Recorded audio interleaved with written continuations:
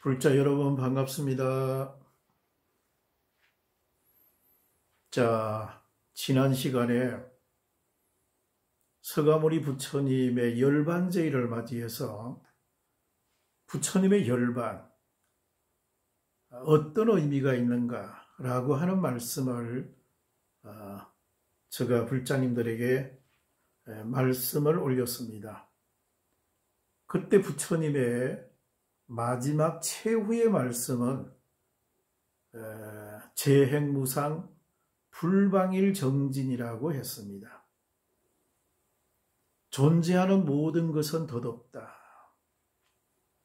게으르지 말고 정진하라. 자, 이것이 부처님의 최후의 말씀입니다. 자, 서가모니 부처님께서 80세의 일기로 이제 열반에 드셨습니다. 자, 그래서 화장을 하려고 합니다. 답이라고 하는 것은 화장을 말합니다. 자, 답이를 하려고 하는데 상수제자인 가섭존자가 자리에 없었습니다. 가섭존자는 유행 수행을 하고 계셨습니다.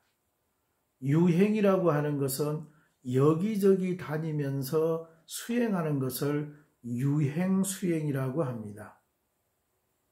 자, 그러다가 가섭존자가 부처님의 인멸, 부처님의 열반 소식을 듣고 7일 만에 쿠시나가라로 돌아오게 됩니다.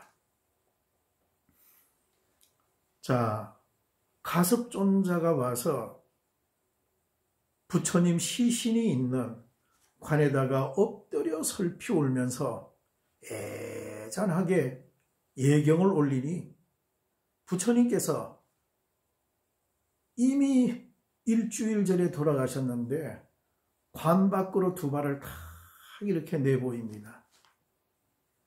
내보이면서 무언의 말씀으로 가섭아, 내가 육신이 있어서 육신이 존재함으로 해서 이렇게 열반의 모습을 보이지만은 내 정신, 내 영혼이야 어찌 열반이 있겠느냐. 자, 본무생사, 생사라고 하는 것, 나고 죽는다고 하는 것은 근본적으로 없는 것이다. 이런 도리를 가섭존자에게 보여주신 것입니다. 이것을 우리는 한문으로 곽시쌍부라고 합니다. 관 밖으로 두 발을 내보여 주셨다 라고 하는 내용의 말씀입니다. 자, 그러면 부처님의 육신은 화장을 하고 답이를 하고 나서 어떻게 되었나? 부처님이라고 하는 분은 그 육신을 당신의 법체를 화장을 함으로 해서 이 우주 공간으로 확산되어 나간 것입니다. 이것을 우리 대성불교에서는 오온계공이라고 합니다. 색적 시공이라고 합니다. 오온계공. 오온이라고 하는 것은 육체와 정신을 말합니다. 색적 시공도 마찬가지입니다. 당신이 가지고 있는 육체와 정신을 화장을 함으로 해서 이 우주 공간으로 확산되어 나간 것입니다. 자, 이것을 과학적인 용어로 말하면 질량 보존의 법칙, 질량 불변의 법칙이라고 합니다. 이 세상에 존재하는 모든 것, 이것은 결코 사라지는 것은 아니다. 다른 것으로 변화해 갈 뿐이다. 이렇게 보는 거지요. 자, 우리가 이 공간에 용기에다가 물을 가득 붓고 100도 이상 그 물을 계속 가열해가지고 끓입니다. 그러면 그 용기에 있던 물은 다 어떻게 될까요? 100도 이상 계속 가열하면 수증기가 되어서 다 증발해 버릴 겁니다. 그러므로 해서 그 용기에는 물이 하나도 없어지게 됩니다. 물이 다 사라져 버렸지요. 물은 어디로 갔을까? 수증기가 되어서 이 공간 안에 가득 존재하는 것입니다. 부처님도 마찬가지입니다. 당신의 육신을, 당신의 법체를 화장함으로 해서 이 우주 공간으로 확대되어 나간 것입니다.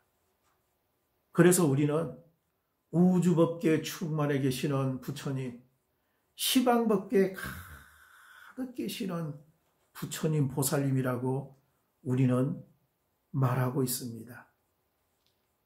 자, 공이라고 하는 이 개념이 있습니다. 공. 불교에서 말하는 공.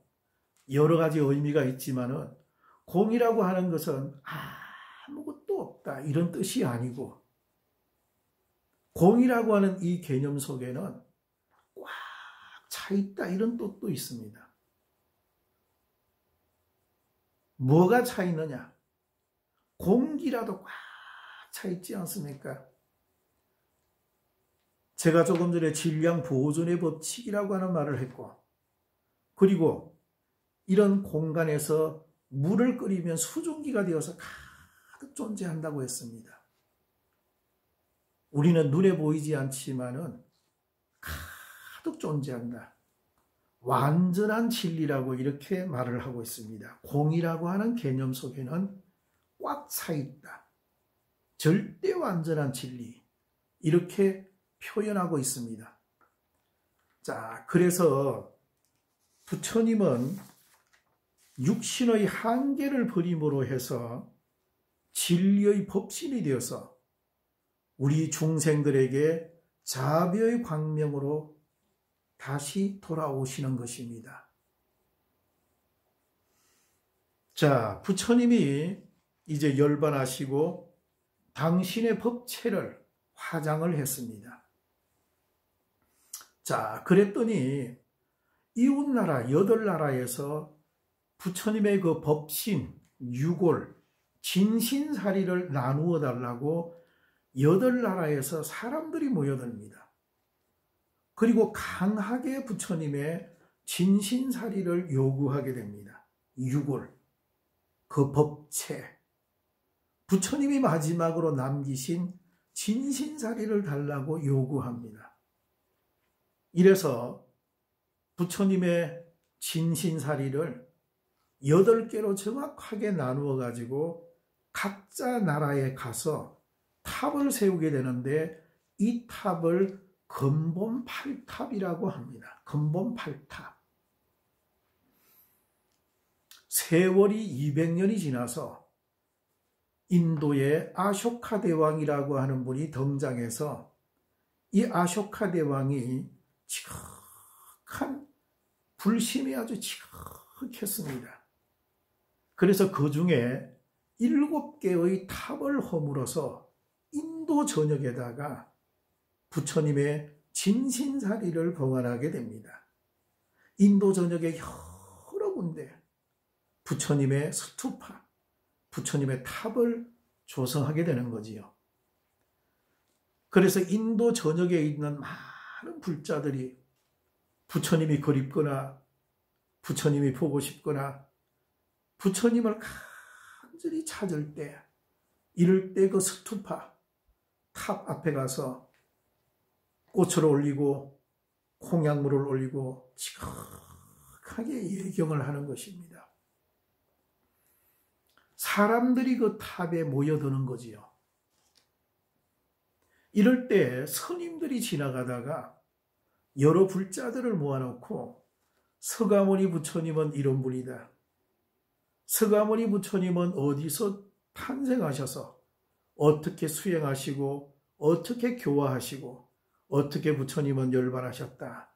이런 내용들을 제가불자들에게, 탑에서 기도하는 제가불자들에게 쭉 흔히 설명을 했던 것입니다. 그러다 보니 그 스님이 머물 공간, 머물 처소, 요사체가 필요했던 것입니다. 그래서 탑 주위에 스님이 머물 수 있는 요사체를 마련하게 됩니다. 자, 이렇게 해서 스님이 계시고 또 불자들이 부처님의 그 스투파, 탑에 와서 예경하고 부처님의 거룩한 진신사리가 모셔져 있는 탑이 존재하고 이렇게 해서 사찰이 형성이 된 것입니다. 자, 불자 여러분, 원래 서가모니 부처님께서 열반하시고 오랫동안 부처님의 그 불상을 조성하지는 않았습니다. 왜 그럴까? 부처님께서는 우리들에게 정신세계를 보여주셨고 맑은 영혼을 보여주셔서 오히려 불상을 모시는 것은 결례라고 생각을 했습니다. 그분에 대한 어떤 신성하지 못하다 이렇게 본 것입니다. 자, 그래서 처음에 부처님이라고 하는 상징적 존재를 보리수나무, 또 부처님의 그 법륜, 또는 부처님의 그 발자국, 불족적, 또는 햇빛 가리개 양산, 이런 등등 해서 부처님이라고 하는 존재를 상징적으로 표현을 했습니다. 그러다가 세월이 한 500년 지나서 지금 파키스탄에 가면 간다라 지역이 있습니다. 간다라 지역에서 뉴델리 인근에 가면 마투라라고 하는 곳이 있습니다. 서북쪽은 간다라, 그리고 인도에는 마투라. 이 지역에서 거의 동시에 부처님의 불상이 조성되게 됩니다. 부처님 열반하시고 500년 후에 이런 현상들이 나타나게 되는 것입니다. 불자 여러분, 자, 오늘 제가 드리고 싶은 궁극적 내용이 뭐냐라고 하면 부처님께서 열반하시고 부처님의 법신을 부처님의 제자와 제가불자가 모여가지고 화장을 합니다. 그럼 부처님이라고 하는 존재는 어디로 가셨나? 이 우주 공간으로 확산되어 나갔던 것입니다. 그래서 우리는 지금도 우주법계에 충만해 계시고 시방법계에 가득 계시는 여러 부처님, 여러 보살님들이시여, 당신의 사랑과 당신의 자비와 당신의 은혜와 축복을 내려서 고통받는 우리 중생들, 아픔과 슬픔과 이별과 눈물이 있는 우리 중생들을 구제해달라고 당신이 우주법계에 가득 계시니까 우리 중생들을 간절하게 구제하고 구원해 주시라고 우리가 지극히 애경하고 기도하고 있는 것입니다. 그래서 부처님께서 다비하신 그 장소 쿠시나가라에서 1.5km 정도 떨어진 곳에, 그곳에 기념하기 위해서 람바르 스투파, 그 탑을 하나 화장한 그 장소에 람바르 스투파라고 하는 탑을 하나 이렇게 딱 하니 조성을 해놓기도 했습니다. 불자 여러분, 부처님 사랑과 부처님의 은혜와 부처님의 축복을 많이 받아 행복한 가정 되시기 바랍니다. 불자 여러분 감사합니다.